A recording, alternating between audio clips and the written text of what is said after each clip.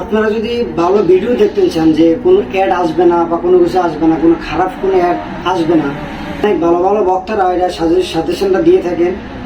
মাহফিল অ্যাপস একটা বর্তমানে আমাদের বাংলাদেশের অ্যাপস, যেটা সোশ্যাল মিডিয়ার মতোই কাজ করে।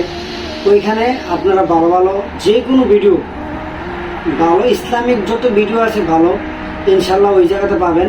আর ওই জায়গাতে কোনো অ্যাড আসবে না, কোনো খারাপ বা কোনো কিছু অ্যাড আসবে না। যেটা আমরা মুসলিম, সবাই যে খারাপ বিষয়টা এরকম নয়, যে সবাই যে ভালো বিষয়টা এরকম নয়। খারাপ ভালো সব ধর্মের ভিতরেই আছে।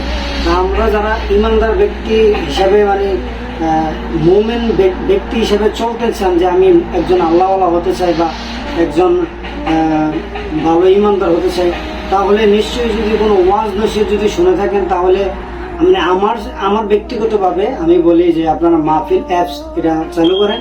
এটা চালু করলে হয়তো আপনারা যে কোনো মাসলা যেটাই জানেন এখানে পাবেন, কোনো অ্যাড পাবেন না ইনশাল্লাহ।